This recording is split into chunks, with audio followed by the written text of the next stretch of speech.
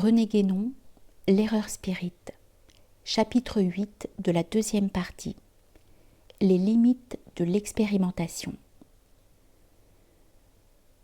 Avant de quitter la question de la réincarnation, il nous reste encore à parler des prétendues preuves expérimentales. Assurément, quand une chose est démontrée impossible, comme c'est le cas, tous les faits qui peuvent être invoqués en sa faveur sont parfaitement insignifiants. Et l'on peut être assuré d'avance que ces faits sont mal interprétés. Mais il est parfois intéressant et utile de remettre les choses au point. Et nous allons trouver là un bon exemple des fantaisies pseudo-scientifiques auxquelles se complaisent les spirites, et même certains psychistes qui se laissent souvent à leur insu gagner peu à peu par la contagion néo-spiritualiste. Tout d'abord, nous rappellerons et nous préciserons ce que nous avons dit précédemment en ce qui concerne les cas que l'on présente comme des cas de réincarnation, en raison d'un prétendu réveil de souvenirs, se produisant spontanément. Lorsqu'ils sont réels, car il en est qui sont au moins fort mal contrôlés, et que les auteurs qui traitent de ces sortes de choses répètent l'un après l'autre sans jamais se donner la peine de les vérifier.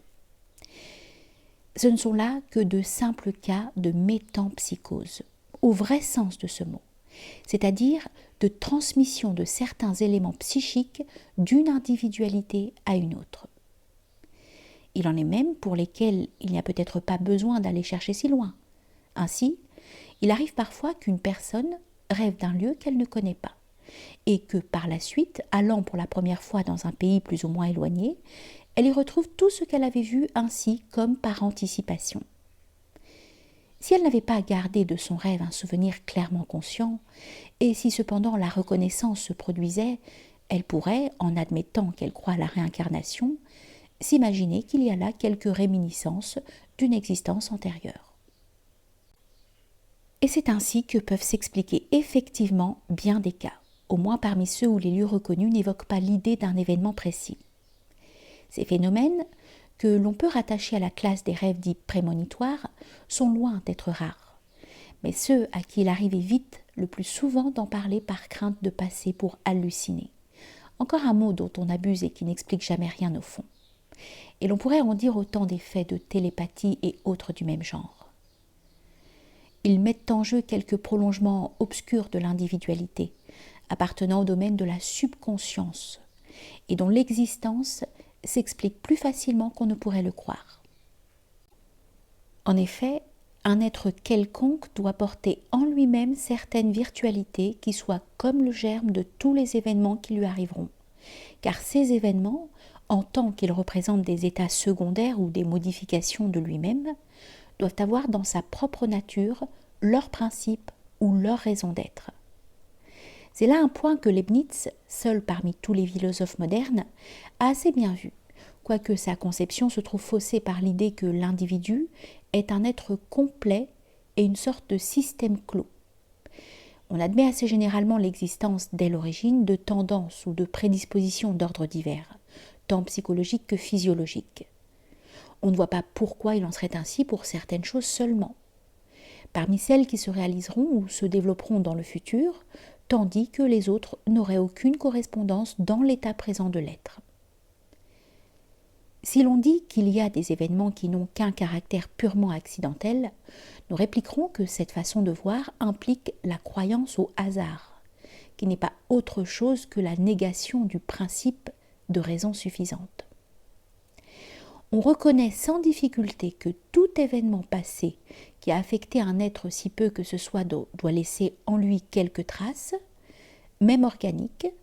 On sait que certains psychologues voudraient expliquer la mémoire par un soi-disant mécanisme physiologique, mais on peine à concevoir qu'il y ait sous ce rapport une sorte de parallélisme entre le passé et le futur. Cela tient tout simplement à ce qu'on ne se rend pas compte de la relativité de la condition temporelle. Il y aurait, à cet égard, toute une théorie à exposer, et qui pourrait donner lieu à de longs développements.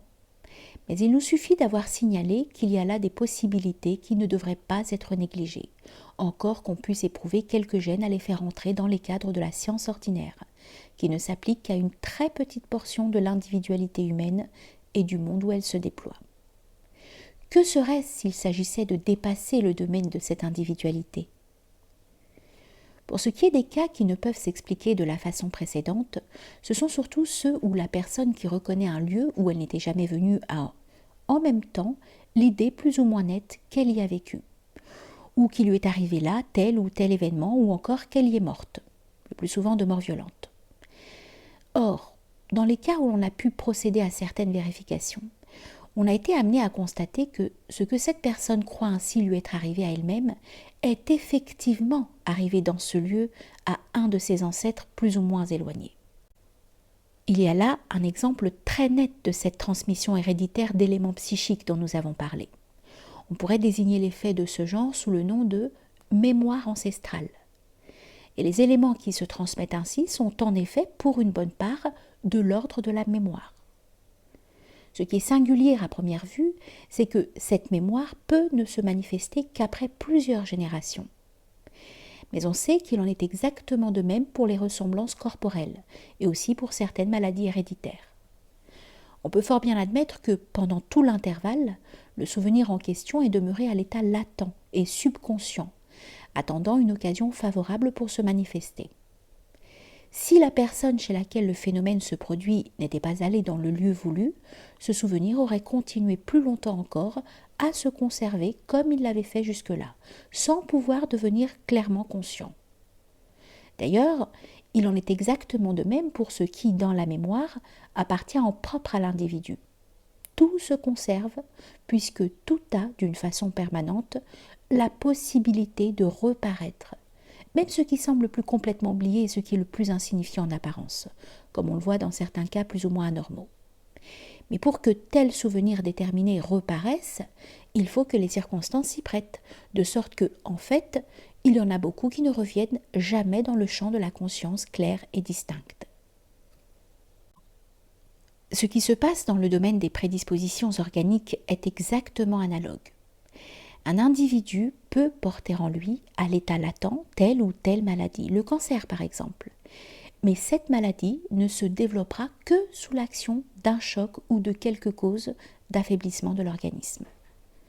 Si de telles circonstances ne se rencontrent pas, la maladie ne se développera jamais, mais son germe n'en existe pas moins réellement et présentement dans l'organisme.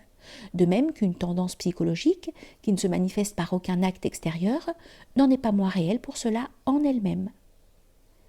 Maintenant, nous devons ajouter que, puisqu'il ne saurait y avoir de circonstances fortuites, et qu'une semblable supposition est même dépourvue de sens, ce n'est pas parce que nous ignorons la cause d'une chose que ces causes n'existent pas, il doit y avoir une raison pour que la mémoire ancestrale se manifeste chez tel individu plutôt que chez tout autre membre de la même famille. De même qu'il doit y en avoir une pour qu'une personne ressemble physiquement à tel de ses ancêtres plutôt qu'à tel autre et qu'à ses parents immédiats. C'est ici qu'il faudrait faire intervenir ces lois de l'affinité auxquelles il a été fait allusion plus haut. Mais nous risquerions d'être entraînés bien loin s'il fallait expliquer comment une individualité peut être liée plus particulièrement à une autre, d'autant plus que les liens de ce genre ne sont pas forcément héréditaires dans tous les cas, et que, si étrange que cela paraisse, il peut même en exister entre un être humain et des êtres non humains.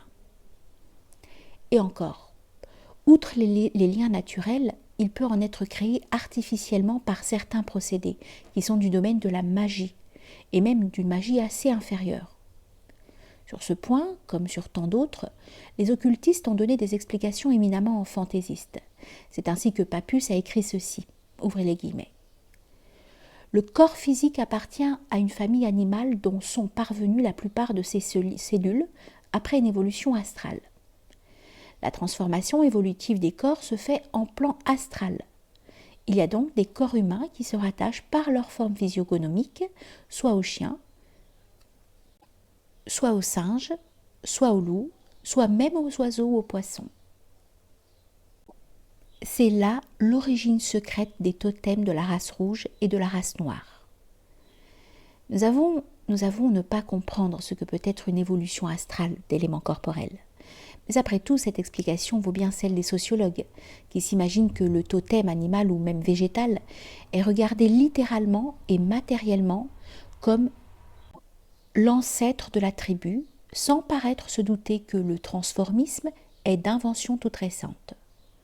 En réalité, ce n'est pas d'éléments corporels qu'il s'agit dans tout cela, mais d'éléments psychiques. Nous avons déjà vu que Pappus faisait cette confusion sur la nature de la métempsychose. Et il est évidemment peu raisonnable de supposer que la majorité des cellules d'un corps humain, ou plutôt de leurs éléments constituants, ait une provenance identique, tandis que, dans l'ordre psychique, il peut y avoir, comme nous l'avons dit, conservation d'un ensemble plus ou moins considérable d'éléments demeurant associés. Quant à l'origine secrète des totems, nous pouvons affirmer qu'elle est restée vraiment secrète, en effet, pour les occultistes, tout aussi bien que pour les sociologues. Du reste, il vaut peut-être mieux qu'il en soit ainsi, car ces choses ne sont pas de celles sur lesquelles il est facile de s'expliquer sans réserve, à cause des conséquences et des applications pratiques que certains ne manqueraient pas de vouloir en tirer. Il y en a déjà bien assez d'autres, passablement dangereuses aussi, dont on ne peut que regretter qu'elles soient à la disposition du premier expérimentateur venu. Nous venons de parler des cas de transmission non héréditaire. Quand cette transmission ne porte que sur des éléments peu importants, on ne la remarque guère, et même, il est à peu près impossible de la constater nettement. Il y a certainement en chacun de nous de ces éléments qui proviennent de la désagrégation des individualités qui nous ont précédés. Il ne s'agit naturellement ici que de la partie mortelle de l'être humain. Si certains d'entre eux, ordinairement subconscients, apparaissent à la conscience claire et distincte, on s'aperçoit bien qu'on porte en soi-même quelque chose dont on ne s'explique pas l'origine. Mais on n'y prête généralement que peu d'attention. D'autant plus que ces éléments semblent incohérents et dépourvus de liaison avec le contenu habituel de la conscience. C'est surtout dans les cas anormaux, comme chez les médiums et les sujets hypnotiques, que les phénomènes de ce genre ont le plus de chances de se produire avec quelque ampleur. Et chez eux aussi, il peut y avoir manifestation d'éléments de provenance analogue, mais adventices, qui ne s'agrègent que passagèrement à leur individualité, au lieu d'en être partie intégrante. Mais il peut arriver encore que ces derniers éléments, une fois qu'ils ont pénétré en eux, s'y fixent d'une façon permanente. Et ce n'est pas là un des moindres dangers de cette sorte d'expérience. Pour revenir au cas où il s'agit d'une transmission s'opérant spontanément, l'illusion de la réincarnation ne peut guère avoir lieu que par la présence d'un ensemble notable d'éléments psychiques de même provenance, suffisant pour représenter à peu près l'équivalent d'une mémoire individuelle plus ou moins complète. Cela est plutôt rare, mais il semble bien qu'on en ait constaté au moins quelques exemples. C'est vraisemblablement là ce qui se produit lorsqu'un enfant étant mort dans une famille, il naît ensuite un autre enfant qui possède au moins partiellement la mémoire du premier. Il serait difficile en effet d'expliquer de tels faits par une simple suggestion, ce qui ne veut pourtant pas dire que les parents n'aient pas joué un rôle inconscient dans le transfert réel, que la sentimentalité ne contribuera pas peu à interpréter dans un sens réincarnationniste. Il est arrivé aussi que le transfert de la mémoire s'est opéré chez un enfant appartenant à une autre famille et à un autre milieu, ce qui va à l'encontre de l'hypothèse de la suggestion. En tout cas, lorsqu'il y a eu mort prématurée, les éléments psychiques persistent plus facilement sans se dissoudre. Et c'est pourquoi la plupart des exemples que l'on rapporte concernent des enfants.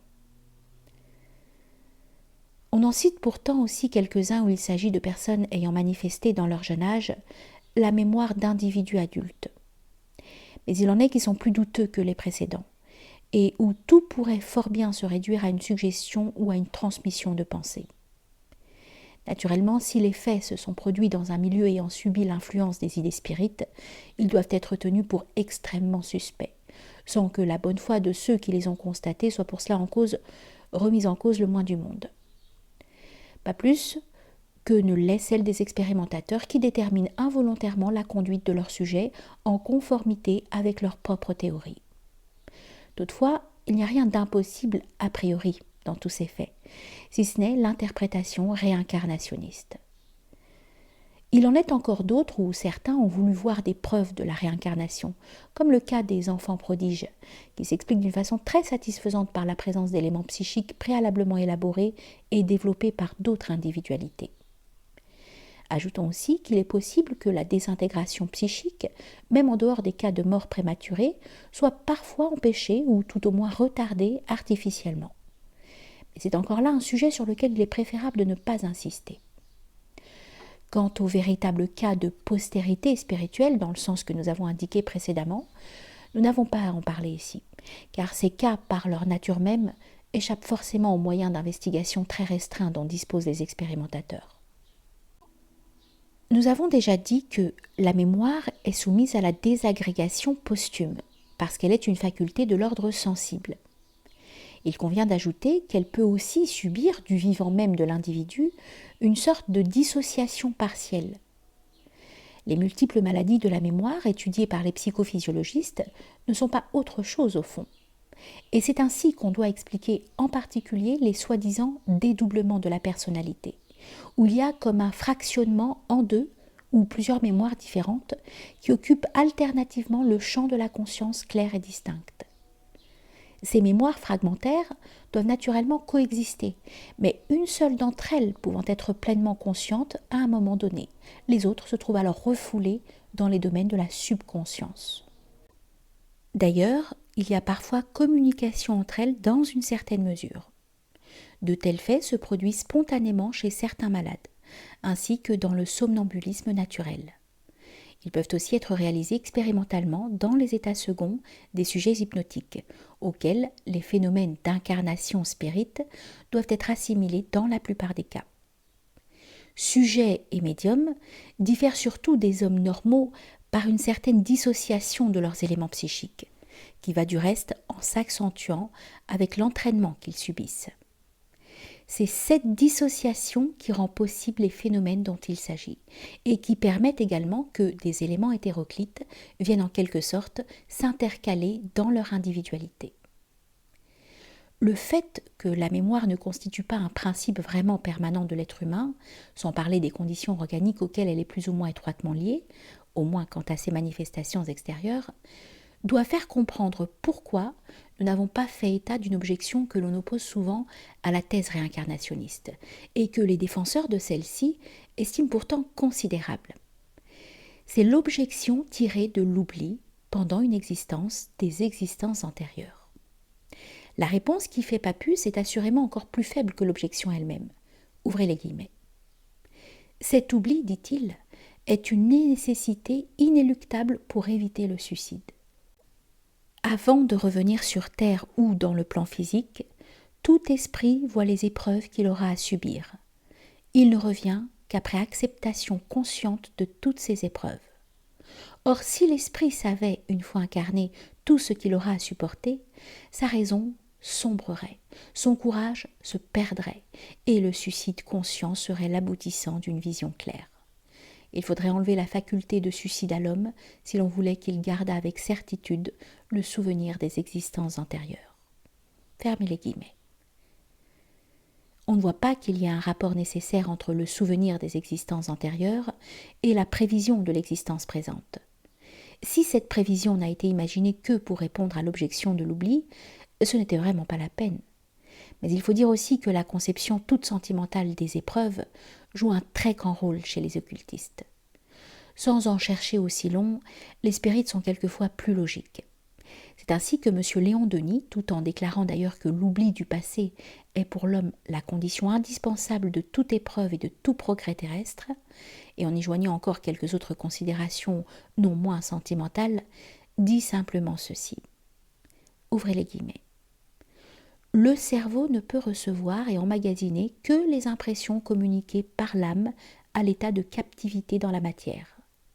La mémoire ne saurait reproduire que ce qu'elle a enregistré. À chaque renaissance, l'organisme cérébral constitue pour nous comme un livre neuf sur lequel se gravent les sensations et les images. Fermez les guillemets. C'est peut-être un peu rudimentaire parce que la mémoire, malgré tout, n'est pas de nature corporelle. Mais enfin, c'est assez plausible, d'autant plus qu'on ne manque pas de le faire remarquer, qu'il y a bien des parties de notre existence actuelle dont nous semblons n'avoir aucun souvenir. Encore une fois, l'objection n'est pas si grave qu'on veut bien le dire, encore qu'elle ait une apparence plus sérieuse que celle que ne se fonde que sur le sentiment. Peut-être même est-elle ce que peuvent présenter de mieux ceux qui ignorent tout de la métaphysique. Mais quant à nous, nous n'avons nullement besoin de recourir à des arguments si contestables. Jusqu'ici, nous n'avons pas encore abordé les preuves expérimentales proprement dites. On désigne bien sous ce nom les divers cas dont il vient d'être question. Mais il y a encore autre chose, qui relève de l'expérimentation entendue dans son sens le plus strict. C'est ici surtout que les psychistes ne paraissent pas se rendre compte des limites dans lesquelles leurs méthodes peuvent être applicables. Ceux qui auront compris ce qui précède doivent voir déjà que les expérimentateurs, suivant les idées admises par la science moderne, même lorsqu'ils sont plus ou moins tenus à l'écart par ses représentants officiels, sont loin de pouvoir fournir des explications valables pour tout ce dont il s'agissait. Comment les faits de métempsychose, par exemple, pourraient-ils bien donner prise à leurs investigations ? Nous avons signalé une singulière méconnaissance des limites de l'expérimentation chez les spirites, qui ont la prétention de prouver scientifiquement l'immortalité. Nous allons en trouver une autre qui n'est pas moins étonnante pour quiconque est indemne du préjugé scientiste. Et cette fois, ce ne sera plus même chez les spirites, mais bien chez les psychistes. D'ailleurs, entre spirites et psychistes, il est parfois difficile de tracer une ligne de démarcation très nette, comme il devrait en exister une en principe. Et il semble qu'il y ait des gens qui ne s'intitulent psychistes que parce qu'ils n'osent pas se dire franchement spirites, cette dernière dénomination ayant trop peu de prestige aux yeux de beaucoup. Il en est d'autres qui se laissent influencer sans le vouloir, et qui seraient fort étonnés si on leur disait qu'un parti pris inconscient fausse le résultat de leurs expériences. Pour étudier vraiment les phénomènes psychiques sans idée préconçue, les expérimentateurs devraient ignorer jusqu'à l'existence même du spiritisme, ce qui est évidemment impossible. S'il en était ainsi, on n'aurait pas songé à instituer des expériences destinées à vérifier l'hypothèse de la réincarnation. Et si l'on n'avait pas eu tout d'abord l'idée de vérifier cette hypothèse, on n'aurait jamais constaté de faits comme ceux dont nous allons parler, car les sujets hypnotiques qui sont employés dans ces expériences ne font rien d'autre que de refléter toutes les idées qui leur sont suggérées, volontairement ou involontairement. Il suffit que l'expérimentateur pense à une théorie, qu'il l'envisage comme simplement possible, à tort ou à raison, pour que cette théorie devienne, chez le sujet, le point de départ de divagations interminables. Et l'expérimentateur accueillera naïvement comme une confirmation ce qui n'est que l'effet de sa propre pensée agissant sur l'imagination subconsciente du sujet, tant il est vrai que les intentions les plus scientifiques, entre guillemets, n'ont jamais garanti personne contre certaines causes d'erreur. Les premières histoires de ce genre où il a été question de réincarnation sont celles que firent connaître les travaux d'un psychiste genevois, le professeur Flournoy, qui prit la peine de réunir en un volume tout ce qu'un de ses sujets lui avait raconté sur les diverses existences qu'il prétendait avoir vécues sur Terre et même ailleurs. Et ce qu'il y a de plus remarquable, c'est qu'il n'est pas même songé à s'étonner que ce qui se passe sur la planète Mars fût si facilement exprimable en langage terrestre. Cela valait tout juste le récit d'un rêve quelconque, et on aurait pu effectivement l'étudier au point de vue de la psychologie du rêve provoqué dans les états hypnotiques. Mais il est à peine croyable qu'on ait voulu y voir quelque chose de plus. Et pourtant, c'est ce qui eut lieu. Un peu plus tard, un autre psychiste voulut reprendre la question d'une façon plus méthodique. C'est le colonel de Rochas, réputé généralement comme un expérimentateur sérieux, mais à qui il manquait très certainement l'intelligence nécessaire pour savoir à quoi il avait affaire au juste dans cet ordre de choses, et pour éviter certains dangers. Aussi, parti de l'hypnotisme pur et simple, il fit comme bien d'autres et insensiblement finit par se convertir à peu près entièrement aux théories spirites. Un de ses derniers ouvrages fut consacré à l'étude expérimentale de la réincarnation. C'était l'exposé de ses recherches sur les prétendues vies successives au moyen de ce qu'il appelait les phénomènes de régression de la mémoire. Au moment où parut cet ouvrage, c'était en 1911, il venait d'être fondé à Paris un institut de recherche psychique, placé précisément sous le patronage de M. de Rochas, et dirigé par messieurs Lefranc et Charles Lancelin. Il est bon de dire que ce dernier, qui se qualifie à peu près indifféremment de psychiste et d'occultiste, n'est guère au fond autre chose qu'un spirite, et qu'il était déjà bien connu comme tel. M. Lefranc, dont les tendances étaient les mêmes, voulut reprendre les expériences de M. de Rochas, et naturellement, il arriva à des résultats qui concordaient parfaitement avec ceux qu'avait obtenus celui-ci.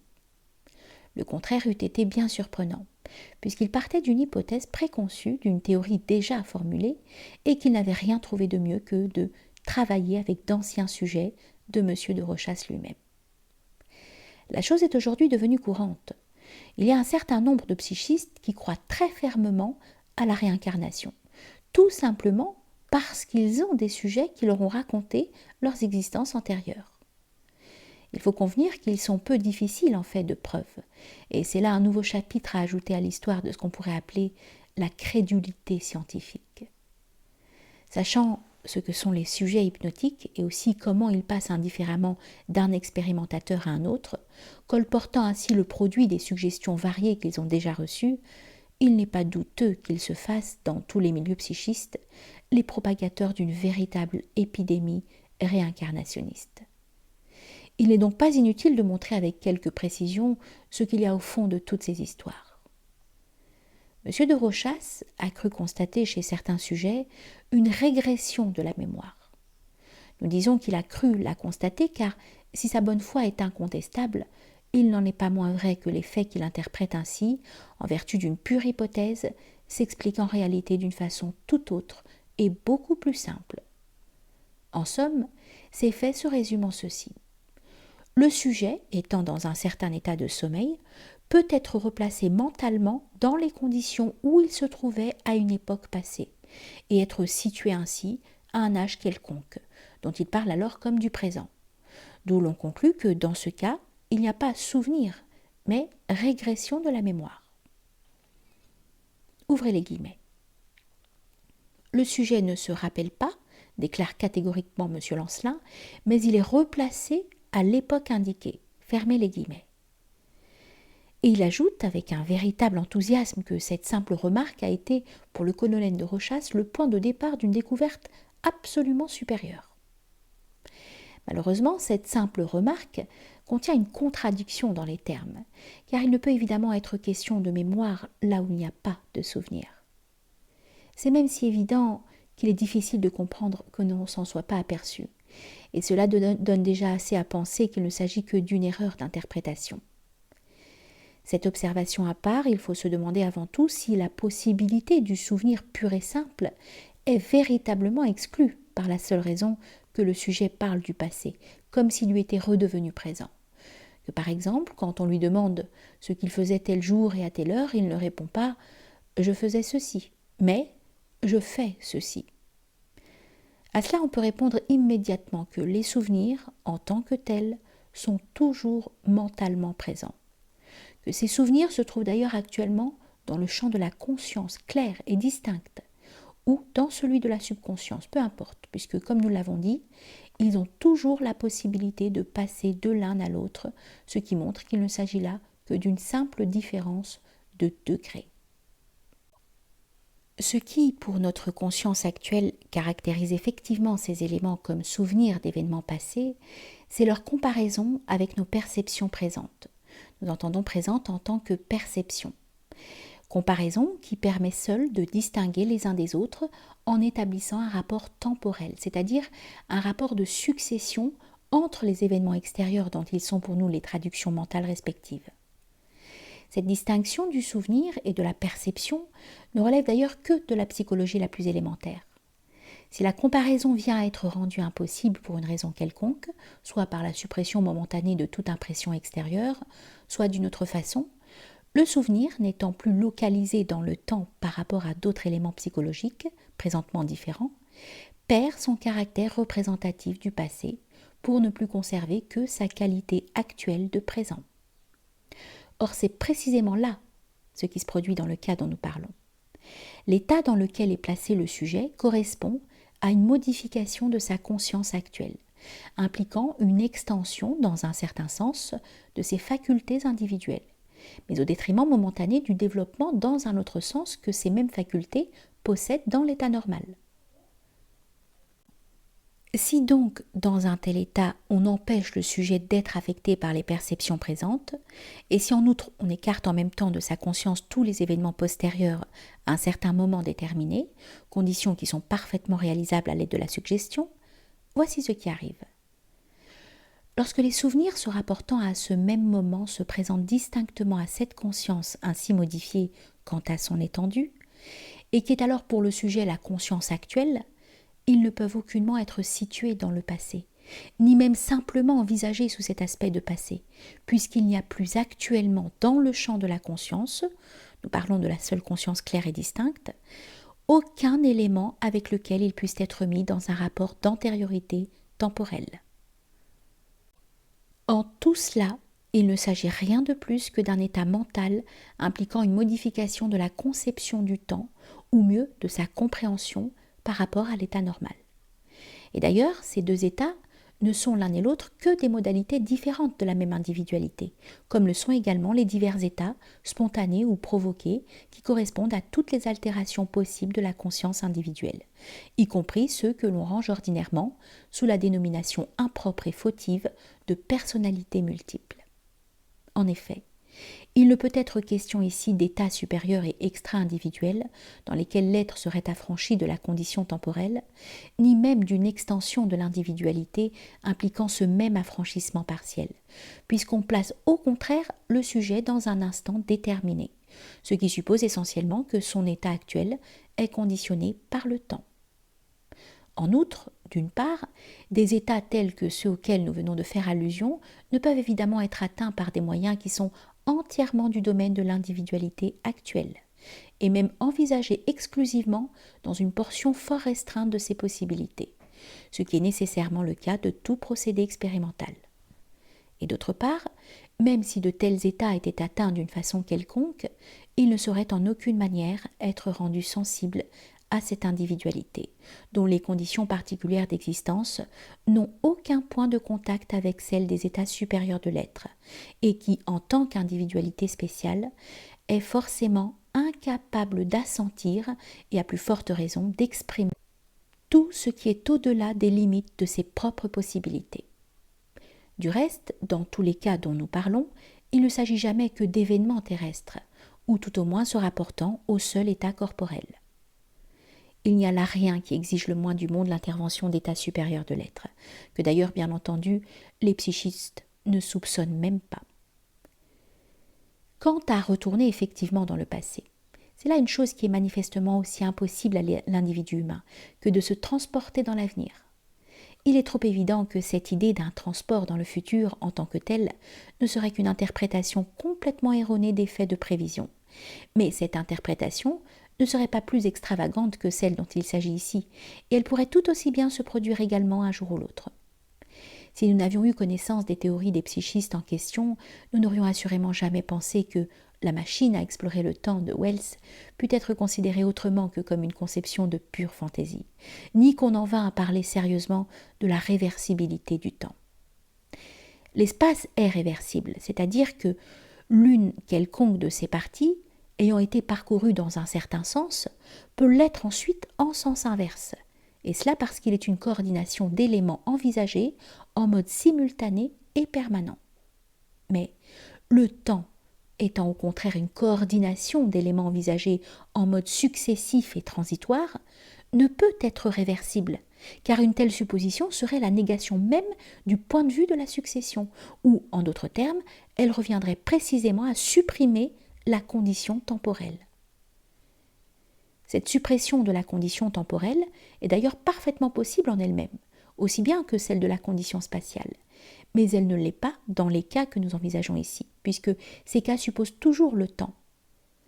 Du reste, il faut avoir bien soin de faire remarquer que la conception de l'éternel présent, qui est la conséquence de cette suppression, ne peut rien avoir de commun avec un retour dans le passé ou un transport dans l'avenir, puisqu'elle supprime précisément le passé et l'avenir, en nous affranchissant du point de vue de la succession, c'est-à-dire de ce qui constitue pour notre être actuel toute la réalité de la condition temporelle. Pourtant, il s'est trouvé des gens qui ont conçu cette idée pour le moins singulière de la réversibilité du temps, et qui ont même prétendu l'appuyer sur un soi-disant théorème de mécanique, dont nous croyons intéressant de reproduire intégralement l'énoncé afin de montrer plus clairement l'origine de leur fantastique hypothèse. C'est M. Lefranc qui, pour interpréter ces expériences, a cru devoir poser la question en ces termes. Ouvrez les guillemets.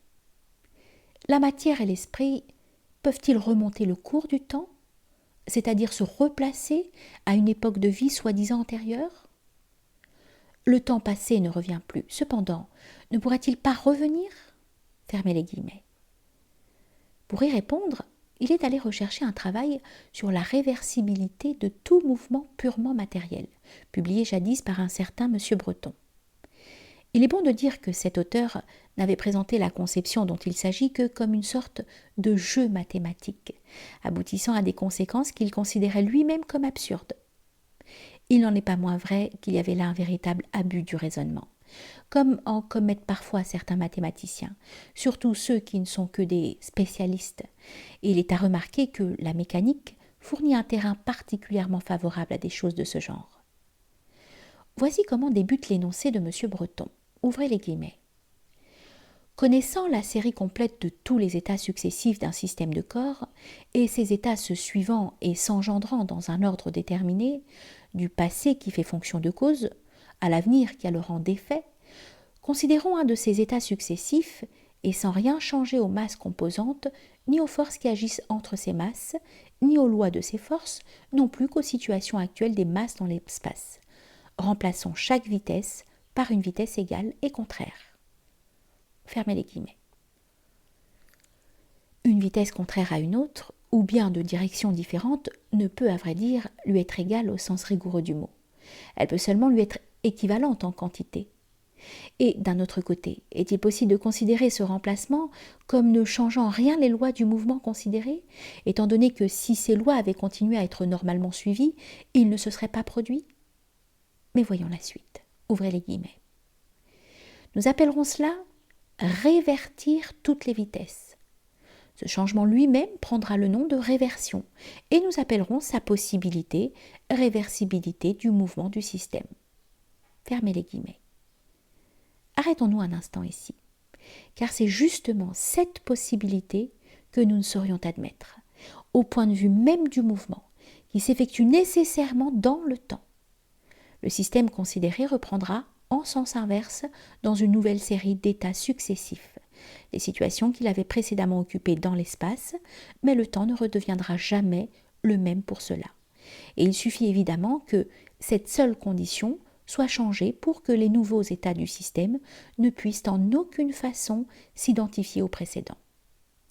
D'ailleurs, dans le raisonnement que nous citons, il est supposé explicitement, encore qu'en un français contestable, que la relation du passé à l'avenir est une relation de cause à effet, tandis que le véritable rapport causal, au contraire, implique essentiellement la simultanéité de ces deux termes, d'où il résulte que des états considérés comme ceux suivants ne peuvent pas, sur ce point de vue, s'engendrer les uns les autres, puisqu'il faudrait alors qu'un état qui n'existe plus produisit un autre état qui n'existe pas encore, ce qui est absurde.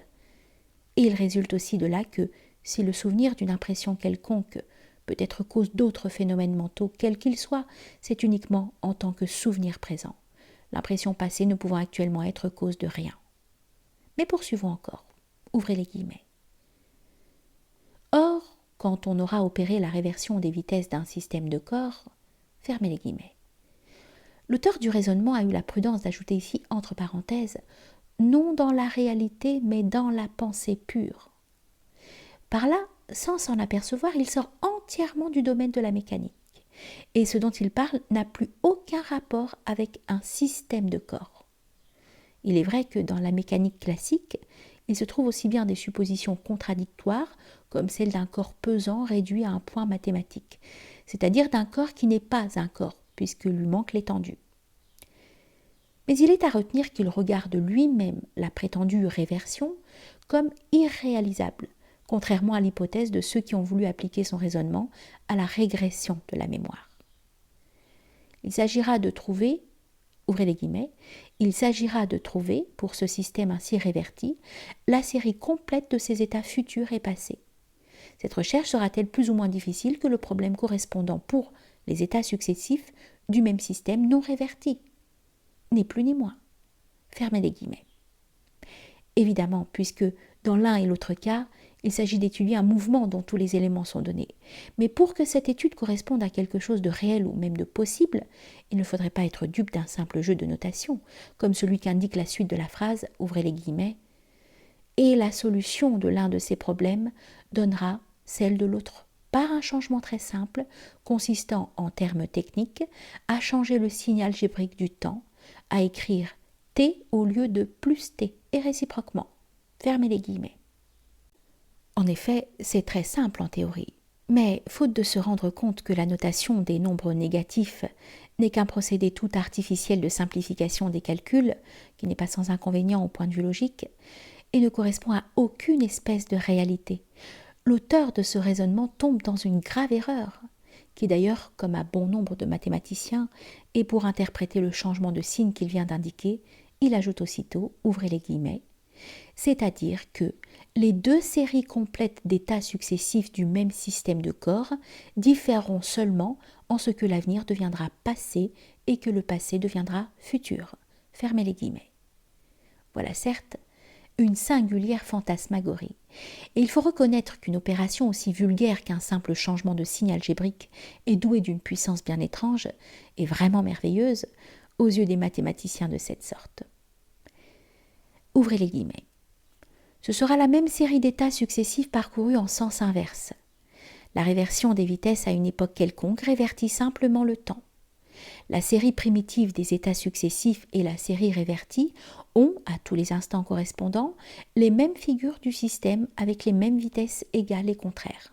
Fermez les guillemets. Malheureusement, en réalité, la réversion des vitesses révertit simplement les situations spatiales et non pas le temps. Au lieu d'être la même série d'états successifs parcourus en sens inverse, ce sera une seconde série inversement homologue de la première quant à l'espace seulement. Le passé ne deviendra pas futur pour cela, et l'avenir ne deviendra pas passé qu'en vertu de la loi naturelle et normale de la succession, ainsi que cela se produit à chaque instant. Pour qu'il y ait vraiment correspondance entre les deux séries, il faudra qu'il n'y ait pas eu dans le système considéré de changement autre que de simples changements de situation. Ceux-là seuls peuvent être réversibles, parce qu'ils ne font intervenir que la seule considération de l'espace, qui est effectivement réversible. Pour tout autre changement d'état, le raisonnement ne s'appliquera plus. Il est donc absolument illégitime de vouloir tirer de là des conséquences du genre de celle-ci. Ouvrez les guillemets. Dans le règne végétal, par exemple, nous verrions, par la réversion, une poire tombée qui se dépourrit, qui devient fruit mûr, qui se récolle à son arbre, puis fruit vert, qui décroît et redevient fleur flétrie, puis fleur semblable à une fleur fraîchement éclose, puis bouton de fleurs, puis bourgeon à fruits, en même temps que ces matériaux repassent, les uns à l'état d'acide carbonique et de vapeur d'eau répandue dans l'air, les autres à l'état de sève, puis à celui d'humus et d'engrais. Fermez les guillemets. Il nous semble que M. Camille Flammarion a décrit quelque part des choses à peu près pareilles, mais en supposant un esprit qui s'éloigne de la Terre avec une vitesse supérieure à celle de la lumière, et qui possède une faculté visuelle capable de lui faire distinguer à une distance quelconque les moindres détails des événements terrestres. C'était là une hypothèse au moins fantaisiste, mais enfin ce n'était pas une vraie réversion du temps, puisque les événements eux-mêmes n'en continuaient pas moins à suivre leur cours ordinaire, et que leur déroulement à rebours n'était qu'une illusion d'optique. Dans les êtres vivants, il se produit à chaque instant une multitude de changements, qui ne sont point réductibles à des changements de situation. Et même dans les corps inorganiques, qui paraissent rester le plus complètement semblables à eux-mêmes, il s'effectue aussi bien des changements irréversibles. La matière inerte, postulée par la mécanique classique, ne se trouve nulle part dans le monde corporel, pour la simple raison que ce qui est véritablement inerte est nécessairement dénué de toute qualité sensible ou autre. Il est vraiment trop facile de montrer les sophismes inconscients et multiples qui se cachent dans de pareils arguments. Et voilà pourtant tout ce qu'on trouve à nous présenter pour justifier, devant la science et la philosophie, une théorie comme celle des prétendues régressions de la mémoire. Nous avons montré qu'on peut expliquer très facilement et presque sans sortir du domaine de la psychologie ordinaire le soi-disant retour dans le passé, c'est-à-dire en réalité tout simplement le rappel à la conscience claire et distincte de souvenirs conservés à l'état latent dans la mémoire subconsciente du sujet et se rapportant à telle ou telle période déterminée de son existence. Pour compléter cette explication, il convient d'ajouter que ce rappel est facilité d'autre part au point de vue physiologique par le fait que toute impression laisse nécessairement une trace sur l'organisme qui l'a éprouvée. Nous n'avons pas à rechercher de quelle façon cette impression peut être enregistrée par certains centres nerveux, car c'est là une étude qui ne relève que de la science expérimentale pure et simple. Ce qui ne veut pas dire d'ailleurs que celle-ci ait obtenu présentement des résultats bien satisfaisants à cet égard. Quoi qu'il en soit, l'action exercée sur les centres qui correspondent aux différentes modalités de la mémoire, aidée du reste par un facteur psychologique qui est la suggestion, et qui est même celui qui joue le rôle principal, car ce qui est d'ordre physiologique ne concerne que les conditions de manifestation extérieure de la mémoire, cette action, disons-nous, de quelque manière qu'elle s'effectue, permet de placer le sujet dans les conditions voulues pour réaliser les expériences dont nous parlons, du moins quant à leur première partie, celle qui se rapporte aux événements auxquels il a réellement pris part ou assisté à une époque plus ou moins éloignée. Seulement, ce qui contribue à illusionner l'expérimentateur, c'est que les choses se compliquent d'une sorte de rêve en action, du genre de ceux qui font donner au somnambulisme sa dénomination. Pour peu qu'il soit suffisamment entraîné, le sujet, au lieu de raconter simplement ses souvenirs, en arrivera à les mimer comme il mimera tout aussi bien tout ce qu'on voudra lui suggérer, sentiment ou impression quelconque. C'est ainsi que M. de Rochas a replacé, situé le sujet à 10, 20, 30 ans en arrière. Il en a fait un petit enfant, un bébé vaguissant. Fermez les guillemets. Il devait bien s'attendre en effet, dès lors qu'il suggérait à son sujet un retour à l'état d'enfance, à le voir agir et parler comme un véritable enfant. Mais s'il lui avait suggéré de même qu'il était un animal quelconque, le sujet n'aurait pas manqué, d'une façon analogue, de se comporter comme l'animal en question. En aurait-il donc conclu que le sujet avait été effectivement cet animal à quelque époque antérieure ? Le rêve en action peut avoir pour point de départ soit des souvenirs personnels, soit la connaissance de la façon d'agir d'un autre être, et ces deux éléments peuvent même se mélanger plus ou moins. Ce dernier cas représente vraisemblablement ce qui se produit quand on veut situer le sujet dans l'enfance. Il peut aussi arriver qu'il s'agisse d'une connaissance que le sujet ne possède pas à l'état normal, mais qui lui est communiquée mentalement par l'expérimentateur, sans que celui-ci en ait eu la moindre intention. C'est probablement ainsi que M. de Rochas a situé le sujet antérieurement à la naissance, en lui faisant remonter sa vie utérine, où il prenait en rétrogradant les positions diverses du fœtus. Toutefois, nous ne voulons pas dire que, même dans ce dernier cas, il n'y ait pas dans l'individualité du sujet quelques traces organiques et même psychiques des états dont il s'agit. Il doit au contraire y en avoir, et elles peuvent fournir une portion plus ou moins considérable, encore que difficile à déterminer, de son rêve en action. Mais bien entendu, une correspondance physiologique quelconque n'est possible que pour les impressions qui ont réellement affecté l'organisme du sujet. Et de même, au point de vue psychologique, la conscience individuelle d'un être quelconque ne peut évidemment contenir que des éléments ayant quelque rapport avec l'individualité actuelle de cet être. Cela devrait suffire à montrer qu'il est parfaitement inutile et illusoire de chercher à poursuivre les recherches expérimentales au-delà de certaines limites, c'est-à-dire, dans le cas actuel, antérieurement à la naissance du sujet, ou du moins au début de sa vie embryonnaire. C'est pourtant là ce qu'on a prétendu faire, puisqu'on a voulu le situer avant la conception, et que, s'appuyant sur l'hypothèse préconçue de la réincarnation, on a cru pouvoir, en remontant toujours plus loin, lui faire revivre ses vies antérieures, tout en étudiant également, dans l'intervalle, ce qui se passe pour l'esprit non incarné. Ici, nous sommes évidemment en pleine fantaisie. Et pourtant, M. Lancelin nous affirme que le résultat acquis peut être tenu pour énorme, non pas seulement par lui-même, mais par les voies qu'il ouvre à l'exploration des antériorités de l'être vivant. Qu'un grand pas vient d'être fait par le savant du premier ordre qu'est le colonel de Rochas, dans la voie suivie par lui de la désoccultation de l'occulte. et qu'un principe nouveau vient d'être posé, dont les conséquences sont dès à présent incalculables. Comment donc peut-on parler des antériorités de l'être vivant lorsqu'il s'agit d'un temps où cet être vivant n'existait pas encore à l'état individualisé, et vouloir le reporter au-delà de son origine, c'est-à-dire dans des conditions où il ne s'est jamais trouvé, donc qui ne correspondent pour lui à aucune réalité. Cela revient à créer de toutes pièces une réalité artificielle, si l'on peut s'exprimer ainsi, c'est-à-dire une réalité mentale actuelle qui n'est la représentation d'aucune sorte de réalité sensible. La suggestion donnée par l'expérimentateur en fournit le point de départ, et l'imagination du sujet fait le reste. Sans doute, il peut se faire quelquefois que le sujet rencontre, soit en lui-même, soit dans l'ambiance psychique, quelques-uns de ces éléments dont nous avons parlé, et qui proviennent de la désintégration d'autres individualités. Cela expliquerait qu'il puisse fournir certains détails concernant des personnes ayant existé réellement. Et si de tels cas venaient à être dûment constatés et vérifiés, ils ne prouveraient pas davantage que tous les autres.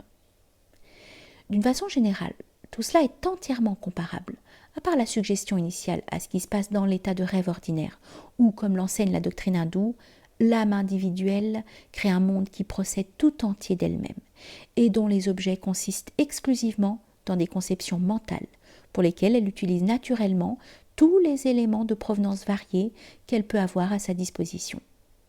D'ailleurs, il n'est pas possible habituellement de distinguer ces conceptions, ou plutôt les représentations en lesquelles elles se traduisent, d'avec les perceptions d'origine extérieure, à moins qu'il ne s'établisse une comparaison entre ces deux sortes d'éléments psychologiques, ce qui ne peut se faire que par le passage plus ou moins nettement conscient de l'état de rêve à l'état de veille. Mais cette comparaison n'est jamais possible dans le cas du rêve provoqué par suggestion, puisque le sujet, à son réveil, n'en conserve aucun souvenir dans sa conscience normale, ce qui ne veut pas dire que ce souvenir ne subsiste pas dans la subconscience. Disons encore que le sujet peut, dans certains cas, considérer comme des souvenirs des images mentales qui n'en sont pas réellement, car un rêve peut comprendre des souvenirs tout aussi bien que des impressions actuelles, sans que ces deux sortes d'éléments soient autre chose que de pure création mentale du moment présent. Ces créations, comme toutes celles de l'imagination, ne sont du reste en toute rigueur que des combinaisons nouvelles formées à partir d'autres éléments préexistants. Nous ne parlons pas ici, bien entendu, des souvenirs de la veille qui viennent souvent, tout en se modifiant et en se déformant plus ou moins, se mêler au rêve, parce que la séparation des deux états de conscience n'est jamais complète, du moins quant au sommeil ordinaire. Elle paraît l'être beaucoup plus lorsqu'il s'agit du sommeil provoqué, et c'est ce qui explique l'oubli total, au moins en apparence, qui suit le réveil du sujet. Cependant, cette séparation est toujours relative, puisqu'il ne s'agit au fond que de diverses parties d'une même conscience individuelle. Ce qui le montre bien, c'est qu'une suggestion donnée dans le sommeil hypnotique peut produire son effet après le réveil du sujet, alors que celui-ci semble pourtant ne plus s'en souvenir. Si l'on poussait l'examen des phénomènes du rêve plus loin que nous ne pouvons le faire ici, on verrait que tous les éléments qu'ils mettent en jeu entrent aussi dans les manifestations de l'état hypnotique. Ces deux cas ne représentent en somme qu'un seul et même état de l'être humain. L'unique différence est que, dans l'état hypnotique, la conscience du sujet se trouve en communication avec une autre conscience individuelle, celle de l'expérimentateur, et qu'elle peut s'assimiler les éléments qui sont contenus dans celle-ci, au moins dans une certaine mesure, comme s'ils ne constituaient qu'un de ses propres prolongements. C'est pourquoi l'hypnotiseur peut fournir au sujet certaines des données qu'il utilisera dans son rêve, données qui peuvent être des images, des représentations plus ou moins complexes, ainsi que cela a lieu dans les expériences les plus ordinaires, et qui peuvent être aussi des idées, des théories quelconques, telles que l'hypothèse réincarnationniste, idée que le sujet s'empresse d'ailleurs de traduire également en représentation imaginative. Et cela sans que l'hypnotiseur ait besoin de formuler verbalement ses suggestions, sans même qu'elles soient aucunement voulues de sa part. Ainsi donc, un rêve provoqué, état en tout semblable à ceux où l'on fait naître chez un sujet, par des suggestions appropriées, des perceptions partiellement ou totalement imaginaires, mais avec cette seule différence que, ici, l'expérimentateur est lui-même dupe de sa propre suggestion et prend les créations mentales du sujet pour des réveils de souvenirs, voire même pour un retour réel dans le passé. Voilà à quoi se réduit finalement la prétendue exploration des vies successives. L'unique preuve expérimentale, proprement dite, que les réincarnationnistes aient pu apporter en faveur de leur théorie. L'Institut de recherche psychique de Paris avait comme annexe une clinique neurologique et pédagogique, où l'on essayait, comme on le fait ailleurs, d'appliquer la suggestion à la psychothérapie, de s'en servir notamment pour guérir des ivrognes et des maniaques ou pour développer la mentalité de certains idiots. Les tentatives de ce genre ne laissent pas que d'être fort louables et, quels que soient les résultats obtenus, on n'y peut assurément rien trouver à redire, du moins quant aux intentions dont elles s'inspirent. Il est vrai que ces pratiques, même sur le terrain strictement médical, sont parfois plus nuisibles qu'utiles, et que les gens qui les emploient ne savent guère où ils vont. Mais enfin, on ferait mieux de s'en tenir là. Et en tout cas, les psychistes, s'ils veulent qu'on les prenne au sérieux, devraient bien cesser d'employer la suggestion à des fantasmagories comme celle dont nous venons de parler. Ils se rencontrent pourtant encore, après cela, des gens qui viennent nous vanter la clarté et l'évidence du spiritisme, et l'opposer à l'obscurité de la métaphysique, qu'ils confondent d'ailleurs avec la plus vulgaire philosophie. Singulière évidence, à moins que ce ne soit celle de l'absurdité. Certains vont même jusqu'à réclamer des expériences métaphysiques, sans se rendre compte que l'union de ces deux mots constitue un non-sens pur et simple. Leurs conceptions sont tellement bornées au monde des phénomènes que tout ce qui est au-delà de l'expérience n'existe pas pour eux. Assurément, tout cela ne doit nullement nous étonner, car il est trop évident que spirites et psychistes de différentes catégories ignorent tous profondément ce que c'est que la métaphysique véritable, qu'ils n'en soupçonnent même pas l'existence. Mais il nous plaît de constater, chaque fois que l'occasion s'en présente à nous, combien leurs tendances sont celles qui caractérisent proprement l'esprit occidental moderne, exclusivement tourné vers l'extérieur, par une monstrueuse déviation dont on ne trouve l'analogue nulle part ailleurs. Les néo-spiritualistes ont beau se quereller avec les positivistes et les savants officiels. Leur mentalité est bien la même au fond, et les conversions de quelques savants au spiritisme n'impliquent pas chez eux de changements aussi graves, aussi profonds qu'on se l'imagine, ou du moins elles n'en impliquent qu'un. C'est que leur esprit, tout en demeurant toujours aussi étroitement borné, a perdu, au moins sous un certain rapport, l'équilibre relatif dans lequel il s'était maintenu jusque-là. On peut être un savant de premier ordre, d'une façon beaucoup plus incontestable que ne l'était le colonel de Rochas, auquel nous n'entendons point dénier pour cela un certain mérite. On peut même être un homme de génie suivant les idées qui ont cours dans le monde profane, et n'être point à l'abri de tels accidents. Tout cela, encore une fois, prouve simplement qu'un savant ou un philosophe, quelle que soit sa valeur comme telle, et quel que soit aussi son domaine spécial, n'est pas forcément pour cela en dehors de ce domaine, notablement supérieur à la grande masse du public, ignorant et crédule, qui fournit la majeure partie de la clientèle spirito-occultiste.